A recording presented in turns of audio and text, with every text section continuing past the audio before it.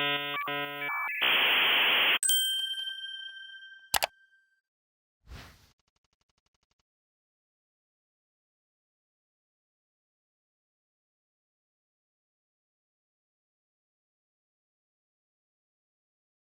we're going to talk to you guys about the yin and yang of logistics and hacker experience. And I know the title was a little vague, but that's really what we're here to talk to you about today is logistics and hacker experience. But before we start, it's kind of important to understand what those things are and how they function in an organizing committee. So first I'd like to just kind of open up the floor and ask, how do you structure those within your organizational committees? So are those different people who take care of those tasks? Do you have them totally integrated on separate committees, or project-based where you have one person working on logistics and one on hacker experience, and just kind of want to see what kind of structures do you guys play with? Yes? So at least at UT Dallas, we have different coordinators. So we have one who's in charge of creating the workshops, another one in charge of logistics for that day, and another one who's in charge of industry with all of the sponsorships, and then one who's in charge of partnerships. Okay, so the different. Okay, gotcha. Anybody else want it? Yes? At ProHawks, we have two tiers of organizers. So we have our VPs in four major categories, which are hacker experience, logistics, marketing, and sponsorship. And then each VP has a couple of directors under them. So within the logistics squad, we have a director of logistics, a director of nutrition, who does all the food, a director of transportation, and a director of volunteering. Probably somewhere else I'm missing. Very cool. Yeah. So for those who didn't hear, she said they have kind of a two-tiered system with VPs and directors under them, so logistics, and then under logistics would be nutrition and travel, you said. So very cool. Yes, in the back? We have a system where there's two heads, and each head covers 3 or 4 divisions, and we have hacker, XP, and logistics separate as well. Okay. And they're under each head separately. Separately. So one team has, or one head covers a majority of a specific aspect, and then another team covers a bunch of the other aspects, and they try to keep it somewhat together. Okay. So it's hacker, XP, PR, and then tech, and then logistics, and then everybody else. That's just sort of around. That's interesting. So hacker, XP, and PR, and that is all under one team. That's neat. Okay. Yeah. Thanks for participating, guys. That's cool. There's a lot of different ways you can go about that. So yeah, we'll get started with some introductions. My name is Nidhi Mehta, and I'm from Vandy Hacks. I've been with Vandy Hacks for about 3 years now as volunteer, and then director of hacker experience, and am now co-president, which is a lot of fun. So I'll pass it on to Ananya. So my name is Ananya. I've been working with Vandy Hacks for 2 years now. My first year I was a board member in the logistics committee, and this year I'm director of logistics. Hi all, my name is Gabriel. I was working with logistics with Ananya last year, and this year I am a cross-committee member on logistics and hacker experience. So let's move into what exactly we mean by logistics and hacker experience whenever we talk about Vandy Hacks. Yeah, so you guys provided your examples of how your organizations are structured. For us, we have 2 different committees for logistics and hacker experience. To get into a little more detail, logistics specifically ensures fluidity and efficiency, which basically means that the event runs on time, meals are provided at a specific time, snacks, etc., stuff like that, and the buses arrive at a certain time before opening ceremony. How do we transport everyone to wherever the keynote is speaking, things like that. And then we account for various hacker needs, which means that dietary restrictions, so anyone who has a gluten allergy or is vegetarian has to be provided appropriate meals, and we provide sleeping bags, or basically we also have a room which is quiet and dark for people to nap whenever they want to, etc. And then we provide access to resources and essentials, which refers back to having food or coffee, which is an absolute need for any hackathon, like we all know. Moving on to hacker experience, it ensures comfort or social stuff, which, come on in. Is there any seats left? Okay. Cool. Comfort or social refers basically to having fun workshops, like we had karaoke, a hand spa. I think the year before that we had yoga. Essentially opportunities for hackers to interact with each other and to get to know other people in their community and build relationships. They also account for various hacker backgrounds, which means that they have workshops for beginners and for people who are proficient, who've been to a lot of hackathons before, so that everyone feels welcome and everyone has opportunities there. And they provide a place for growth and engagement. They also take care of providing judges for people who submit projects, and they provide mentors for anyone who needs help with their project. So to really sum it up, logistics lays the foundation for a hackathon. It makes sure that the whole thing runs on time and efficiently and has all the moving parts of a hackathon come together. And Hacker Experience takes it to the next level and makes people want to come back. Before we move on, are there any questions on how we have divided these two committees? Yeah, sure. So you had like a director of logistics and a director of hacker experience, and then under that, did you have a committee? Yes, we had a committee below that, yeah. So how closely do these two teams work together? The closer that we get to the event, then the closer that these two teams' responsibilities eventually start to merge, because then you have to say like, oh, how do I structure this meal against like this karaoke event or something, or how can I have like a midnight snack that pairs well with like this like late night event that is both like a de-stressor and a chance for relaxation, while it's not like pressuring like, oh, you have to go to this event. But beforehand, it's more separate because it's like, oh, you have to order different hacker essentials, like you have to order the food, versus later on you have to order like the different swag items for the different hackers. So initially it's separate, and then it gets closer and closer as you get closer to the event. And talking about how well they function together is one of the main purposes of our workshop, so we'll get into that. Okay, any further questions before we move on? Okay, excellent. So as a general overview for how we're going to be laying out this presentation, then we're going to be doing it based on certain events. So we'll lay out 3 different case studies and then pierce exactly how you'd approach these different studies, given what you know about like logistics and hacker experience, and how these teams can function together in order to better approach and manage these events. And what can different organizers do before these different crises may occur, etc. And we'll ask different questions and ask you to look at the different elements of each one of them. We'll have a set of questions for some of these, and we'll have you break into different discussion groups with about 6 people in the area around you. And additionally, 2 of these events didn't actually happen, but one of these events did happen. So just be on the lookout for that, and we'll ask at the very end as to what you think is correct. So let's move on to the first case study. All right, case study number 1 is a T-shirt fiasco.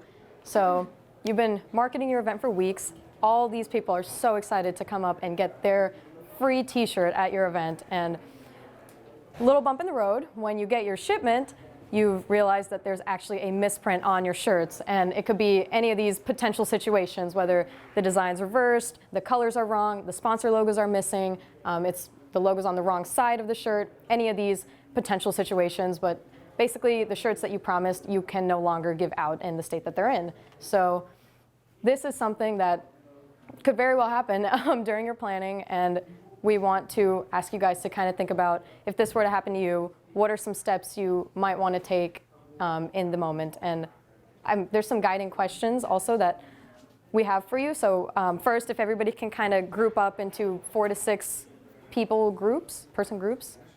And yeah, I guess your row is fine, or your little block, a couple in front, a couple behind. So we're thinking one solution that the organizing team could have avoided this was maybe getting the shirts really early. So instead of waiting until right before the event, have them super early so you have all the different sizes and everything's figured out early on. If there's any mistakes, send it out and re-get it done or something like that. We're thinking one downside to that would be if there's new sponsors that show up later in the game, you might not get the logos on your shirt, or if there is some complication with the shirts, you still might have the financial issues of like getting new ones or getting a refund. But getting them early might be one solution. Absolutely. Yeah, good. I also like that you brought up some like the potential downsides to that. Thanks. Right. Any others? Yes. Maybe test it in advance, so you can order a couple of t-shirts before the event to test whether the printout will be as you want it to be, and then do the bulk order afterwards. Right. So yeah, so supposing you didn't have enough time to get a new batch or do an express order, does anybody have an idea of what you might do right there in the moment to deal with all the hackers who now don't have the shirt? Yeah. well, the shirts are already there. I guess you could let them know that, you know, there is a problem with it, and you could say, you know, if you still want it, by all means, you can have it, because they're physically there. It's just that, well, unfortunately, they came out kind of weird, so we just kind of have, you know, unfortunately, that's just the situation. Mhm. You still like this weird shirt. Yeah. Yes. Yes. Yeah. Market them as limited edition malfunction. Yeah. There we go. Yes. I think with the hackathons that I work with, there honestly are certain situations like if the design is backwards, we can give them out and just be kind of like a funky fun thing. But if it's like something, you know, with the logos where sponsors might be kind of upset with that because that is usually something that sponsors pay for is to get their logos on the t-shirt, you would definitely like want to reach out to these sponsors and say like, hey, do you want me to give out these shirts because as of right now your logo's wrong. Right. And kind of have that conversation with them and see what everyone says. Because sometimes I feel like they might be okay with it because even if the logo's backwards, it might still be readable. And maybe better than nothing, but it kind of depends on who you're working with. Right. Yes, in the back. Off of like she said, like contacting the t-shirt company and see if they can reprint the shirts, and then like give out the shirts, give confirmation from sponsors or anything if they're okay with it, give out swag so at least that like the hackers that come out of state actually do have something, and then just say like, hey, you can pick up your t-shirts, the right t-shirts 2 weeks later from like our office or something. Absolutely. Yes. There's a girl in my peer group who mentioned that their t-shirt only printed on one side.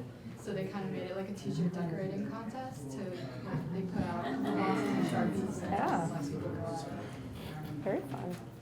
Yes. One How more. would you deal with the vendors in that situation? Because I'd be like real mad if like 500 t-shirts were printed like 2 weeks ahead of my event. Get your money back. Yeah. Yeah, I feel like I've had enough at that point, you know? It's like, I don't know. Free t-shirts next year. Yeah, really. Make a diss track and then So like if there's like people from other colleges that come like to the hackathon and there's a misprint, I would say like right now like this is the shirt that we have, but like with their address we can mail it to you. So like if you get a new shirt, we can mail it. Yeah. It's true if you've got the budget and everything. Yeah. We did have this one situation where we like totally over-ordered our t-shirts, so there was nothing wrong with them, but we ended up using like all the leftover t-shirts in our pubbing efforts for next year. So I think you could probably take your defect t-shirts and do something like that, and people might find it funny. Yeah, absolutely. These are great answers. Thanks, guys, for participating. And so we have some potential solutions that we came up with, which a lot of you touched on. So sponsors are probably going to be frustrated if their logos are not on there or misprinted. So finding a way to mitigate that and maybe giving them a different perk or allowing them to set up something by themselves where they can engage with the hackers and maybe turn that into a recruiting opportunity. The DIY shirt event that you mentioned, that would be great and could turn into something really fun for the hackers to get to know each other and see where everybody's from and get these awesome customized t-shirts to take home with them. And then, yeah, also timeliness, like a lot of you mentioned, very important. Always ordering a sample so that you can see exactly what your shirt will look like with your design, your graphics and everything, and making sure that everything on there is correct. So yeah, great answers, guys. Thank you. We'll move on to our second case study. Yeah, so you've made it through your t-shirt situation and it's the next morning and now there's a tornado warning. So assuming you have 2 floors of a building and everyone was evacuated to the basement for the duration of the tornado warning, you lost 50% of your space, and as a result of this, transport is halted and catering is delayed and all your activities have been canceled. How would you deal with this? Any ideas about any preventative measures or like precautionary measures that they could take before? Hackathons cannot be prevented. This is true. Maybe like knowing what the emergency plans are in case of different natural disasters. Any other ideas like that? Any other preparations you could have? Yes, go ahead. I'm sure your contracts with the vendors have like the act of God clause in it so you get funded. Yeah, that's a great point. Absolutely. So moving on, what can we do once this has happened? Offline mode. Offline mode. Yeah, go ahead. Partner with Soylent for meal replacements. Partner with what? Soylent.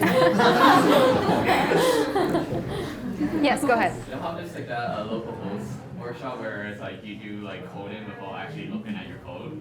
You can just create a prize for that. Wait, that's a thing? Wait, so you just like, wait, So what do you do basically with what that? you do is, it's kind of like that web, like lights out thing where, like, oh, here's like an hour, go type out a bunch of code and we'll run it at the very end. You can just make a project and go like, all right, best hack that works offline. Yeah, definitely. So anything, like you can ask Hacker Experience to come in and have activities. Any ideas for activities that you can do in a basement to keep people occupied? Yeah. Or how to deal with the food since your catering might be halted. How to deal with hungry hackers.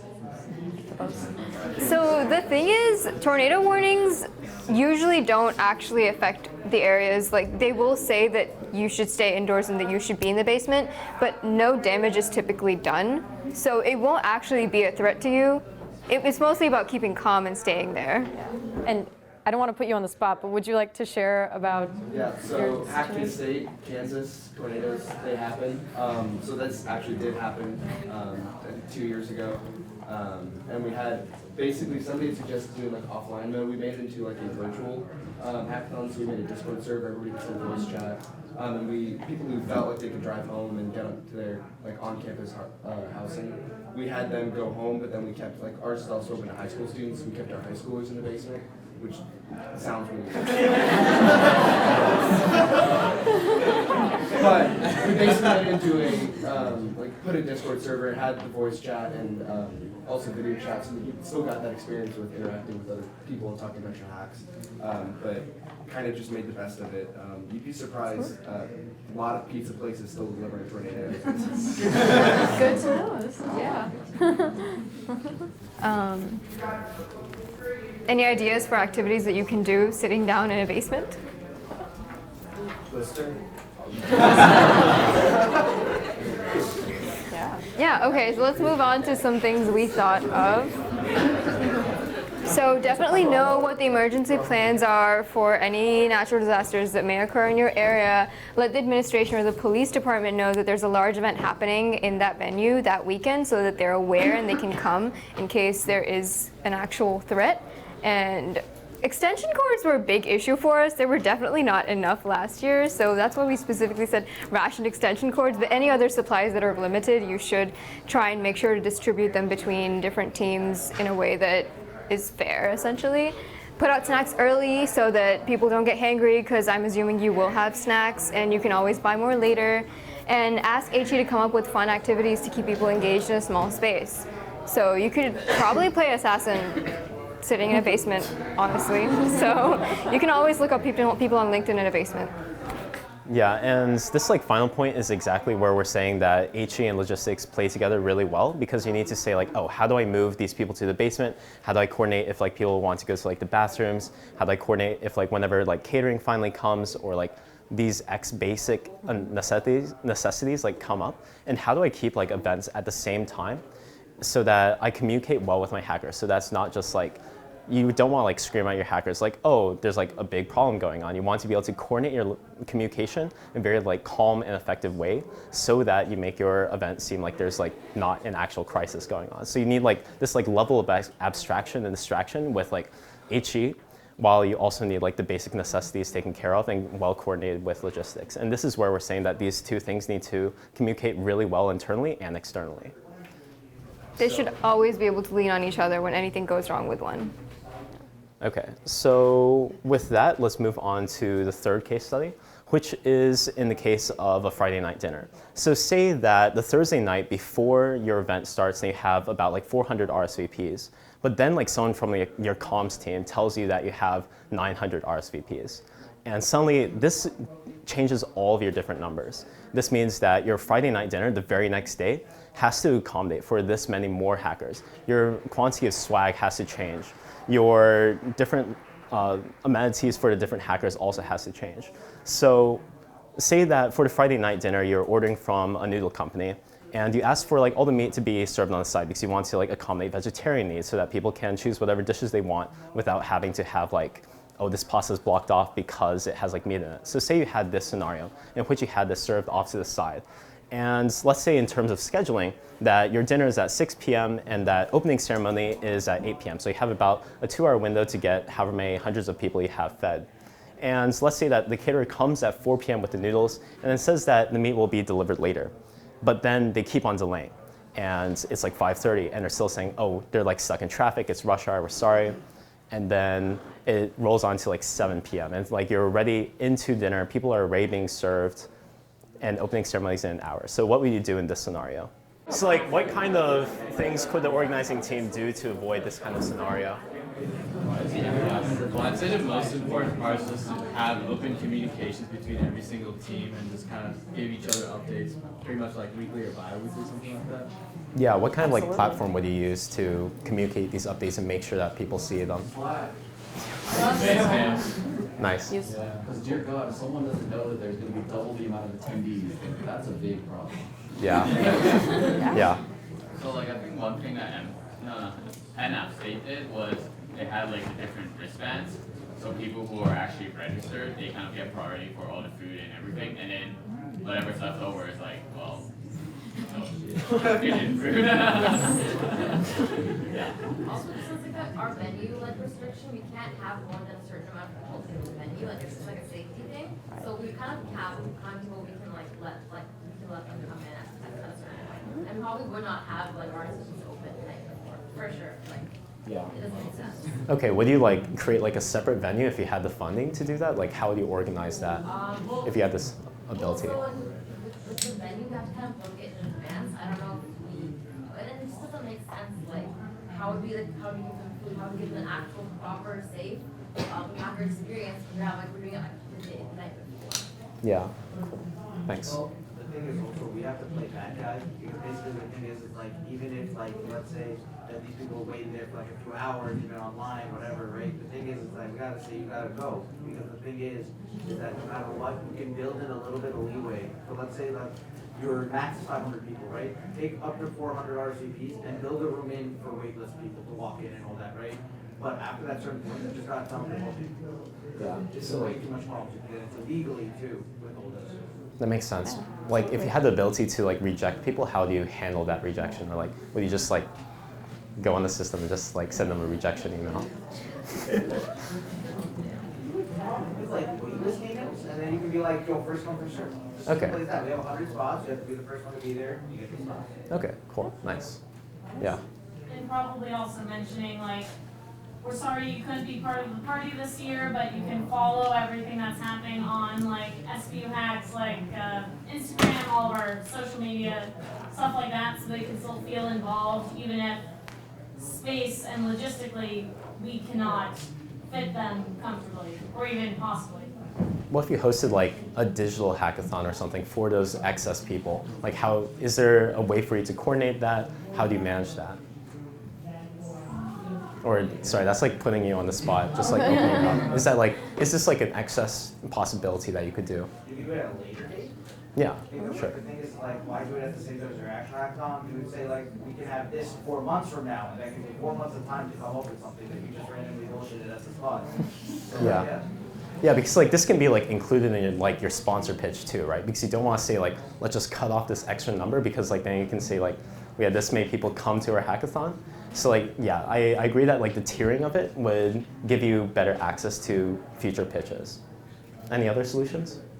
I was gonna say like when you're rejecting people, like it's a good idea to like give them something like stickers or like if you have like extra merchandise to give away, like that's good because like then they don't feel like insulted. They don't like we came all the way here and like you're just like asking us to go.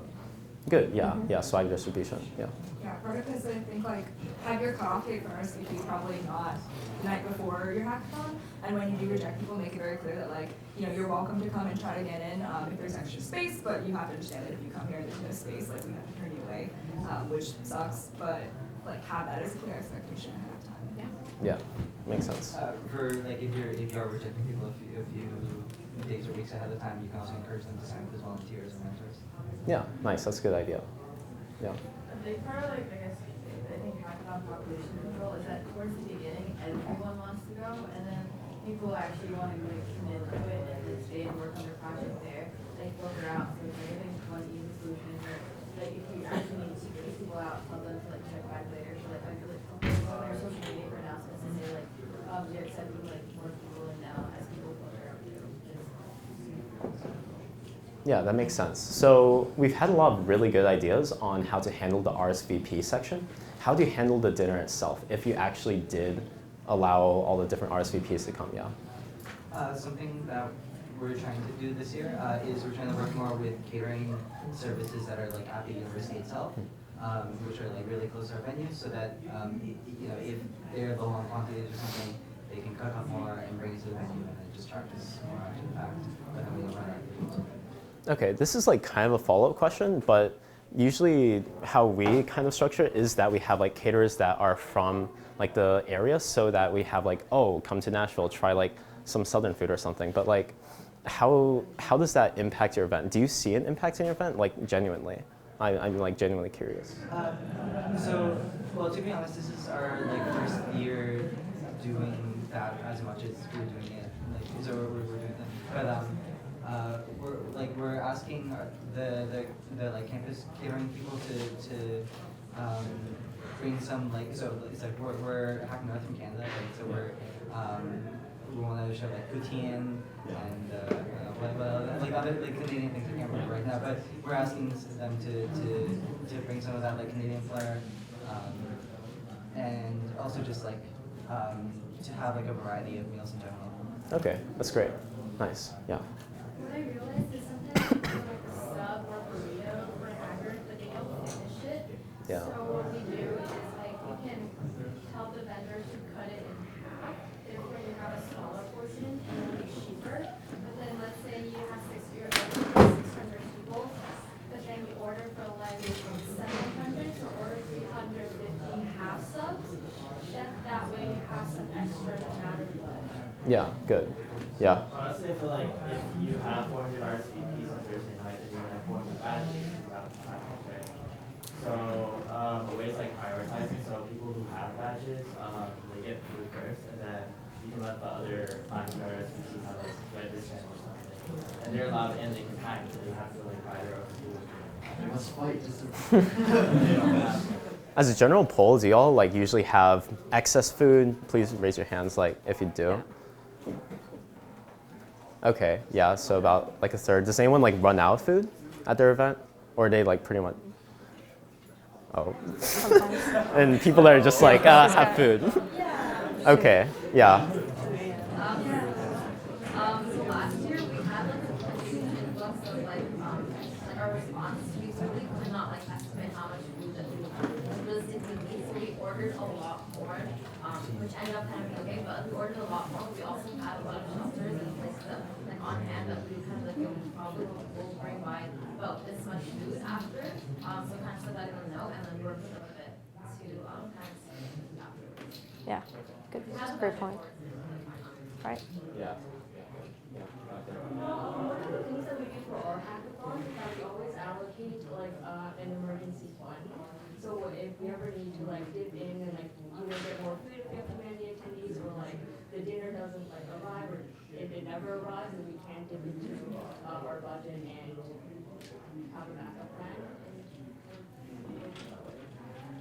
And about the lateness of the food, so I run a scenario where the food does come late, but what I did was that we had the workshops continue running, and so we had two scenarios. Lunch was late, so they ran into workshop time, and the next day's lunch was also late, so ran a closing ceremony. So what we did is we had all our volunteers sort of like spoon on different portions of food, like vegetarian dishes, etc., and we like carried it into workshop rooms and like sort of served everyone and like let the schedule continue while we did all the like food. Yeah, that's really good. That's like really close to what we're getting at with like the idea of hacker experience with like managing workshops and also logistics to do like the details of like delivering to the different rooms, ensuring that the details are set up in order. Correct. So that leads us into our third point about like how hacker experience and logistics can work together. So we had similar ideas as to how you could coordinate different events and also ensure that the details arrive on time. So some of the particular solutions that we had was also like, how do you disseminate information, which was really good with this first point over here on communication, because people are going to be like really angry, and there's always going to be like different gossip and whatnot about like, oh, where's the food? I heard there's going to be food. I signed up for this hackathon. Why am I not getting people? And people feel like fairly entitled sometimes to like different things. So like the coordination of ensuring that you communicate really effectively and really calmly and exactly explain with honesty like why this happened is extremely good. And again, also with like the other ideas with like other caterers is that you can also try and have other caterers deliver the same information, the same meat faster. And then also you can like have different equipment to keep the food warm while you wait for the meat or whatnot. You can have like the different like heating like fridge kind of things where you just like set it to a certain temperature and just like you just like stick the food in. So like you have those like massive food warmers in the catering kitchen sometimes that you can use if you decide to like wait for the meat, therefore also pushing back like your opening ceremony. And again, also coordinating with hacker experience to handle disgruntled hackers and make sure that they're feeling like fine and try and supplement however they're feeling and trying to alleviate some of the frustrations that they may be experiencing at this moment in time. So which one of these do you think actually happens? So let's just get like a hand raising. So the first one with the t-shirts, how many do you think actually happened? Okay, so like about like a third-ish of the room? All right. All right, what about the second one? The tornado. We're in Midwest, South. Okay, so like less, like in 6 of the room. What about the third one? How many of you think the third one actually happens? Okay, so like about like a third to a half of the room. Yeah. All right, so the third one is the one that actually happened to us because we grew a lot from Vandy Hacks 4 over to Vandy Hacks 5. Because Vandy Hacks 4, we had about 400 people. So we're like, okay, this number seems about correct. And then like the days right before a hackathon, then a bunch of people finally decided to like RSVP to our event. And then we grew a lot. Like our submissions for like the applications grew from like 1,000 Vandy Hacks 4 to 1.7 thousands for Vandy Hacks 5. So we grew a lot between these 2 years.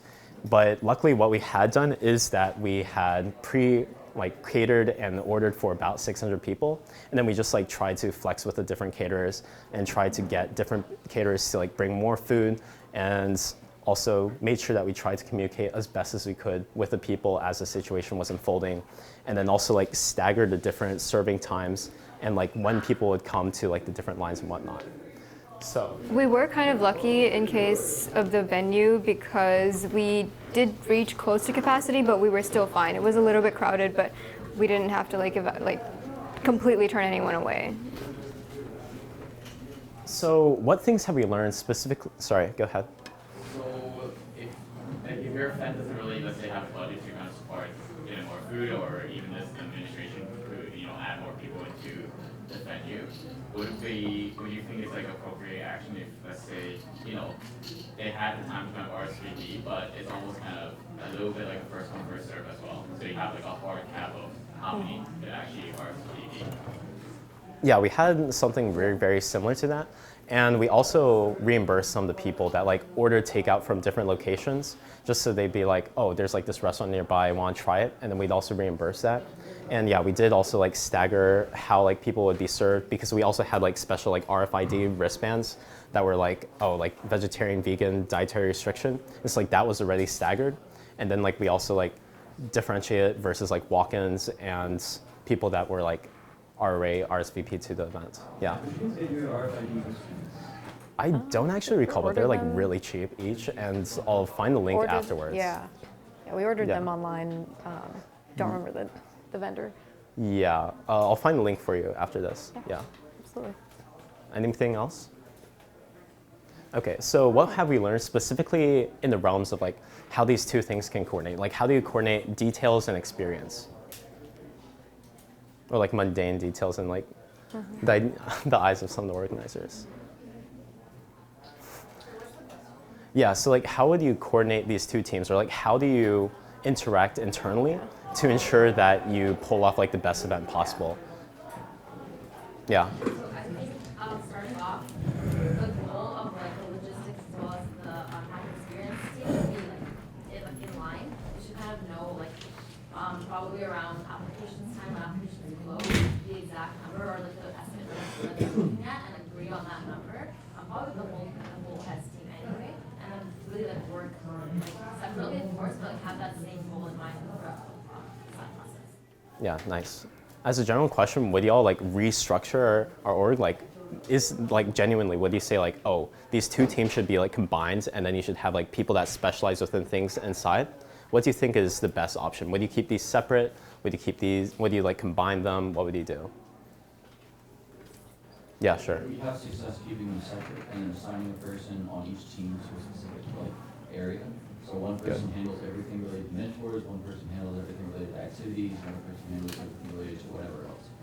Yeah, exactly. Yeah, that was part of our problem because like the director of our comms team was handling all of like the volunteers and also like talking to different like sponsors and whatnot. So this year like we reshuffled it this year so that we don't run into crises like this. So yeah, that's good. Yeah.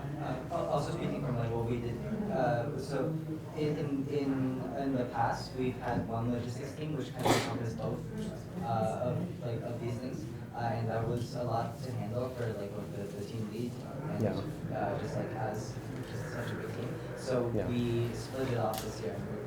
We split into basically these two categories this year. We found that it's a lot easier to manage that way. But then the two team leads at one, which is me for those two teams, we still like between the team leads still like try to coordinate very closely. We like sync up every week and try to make sure our two teams are aligned as much as possible. Nice, that's good. Yeah. I'm curious if anyone has still like one logistics team and has a more decentralized approach instead of having like a team lead or two team leads for various aspects. If you're relying more on the team as just responsibilities, does that work for anyone in the room? Yeah, let's somebody open over that here up. had. I was saying we have a logistic, a purchasing, and an experience. So each have a lead, but then within that there's committees, and then the lead, let's say experience lead could be part of the logistics committee. So they would have an idea what's going on in there, but they don't make all the decisions, I guess, for logistics, but they can understand what's going on there and then bring that back to her own or his own experience team and lead that committee. So is it like you have multiple roles within Yes. the organization? You don't have Okay. one role. You can have like the lead and responsible for this team, but you can also help out with other committees to know what they're going on. What's that? That's good. Let's get one more because of time constraints. Yeah. Yeah, sure. The thing is, I actually do a lot of leadership courses because I study them, right? And the thing is, I learned about this thing called self-leadership, and I do this more decentralized leadership approach when it comes to this. Usually I have a group that's set with like a certain thing. So I could say this person is in charge of venue, right? I give them goals and like things they need to hit. So I need a venue that fits this many people, I need electricity to hold outlets, and this and this. And what I say is that you can do it in any way you want. And it can be different every year, it doesn't matter to me. But as long as you use your own like your own creativity and like way to make that happen, I feel like it's a better way to empower them to take up future leadership roles because they, instead of giving them just clear-cut instructions, they have to actually come up with it on the fly. And I do like bi-weekly check-ins, and then as we get to like the last month and a half of the hackathon, I do like weekly check-ins. That's good. Yeah, that keeps people accountable. Make sure that like your applicant process was correct in choosing good applicants for your team. So thank you all so much for these responses. And since we're running low on time, let's like briefly go through the common threads between all of these. Yeah, and so, what's most important here is that you take away kind of the themes of these, because it's not the case that you're going to have a tornado, and it's not necessarily the case that your dinner is going to be late, but most importantly, understanding, well, what can we do in our planning to prevent these sorts of things or know how to deal with these sorts of things if they do happen is most important. So some common threads. The first one I really want to emphasize is staying calm. And we talked about this a lot more with the tornado fiasco, but this goes across all potential situations because whatever you're feeling, whatever emotions that you're feeling during your hackathon, that's going to spill out into what your organizers are feeling, what your hackers are feeling. If you're freaking out, they'll know you're freaking out and they will freak out. And so staying calm so that everybody can approach the situation with a level head is so important, especially because it goes into the second point, which is always having a contingency plan. As you know, so many things can happen that are completely out of your control. And what's most important there is one, staying calm, because hopefully at this point you have a plan, your organizers know that you have a plan, and you guys can work together to execute whatever it is that you have prepared in in the event of any sort of situation. And third, communicate far and wide. And I'm glad we covered this a lot through all the case studies, because this is really so important. And this goes for you and your team. This goes for you and your hackers, your sponsors, your volunteers. Every single person at your event needs to know what is going on to eliminate any of that confusion and that stress, and ensure that they're actually getting the best experience that they can. And for the things we talked about, like a late dinner, hackers need to know when they're going to be fed. They need to know what they can do in the time while they're waiting to be fed. That's just a specific example, but at the end of the day, you need to let everybody know what's going on at your event and what's going to happen, so that people can actually work together and have a good time despite anything that might go wrong. And then lastly, the coordination. And this kind of ties back into our main theme, which is that hacker experience and logistics have to work together for a lot of these planning components. And for example, this is kind of a metaphor that we thought of earlier. If you kind of think of your event and you think of logistics as the bread of the event, the base, hacker experience is the jam on top. And without that bread, your event can collapse. And so it's really important that these are working hand in hand while you're planning, and not just in the event of a situation at your event.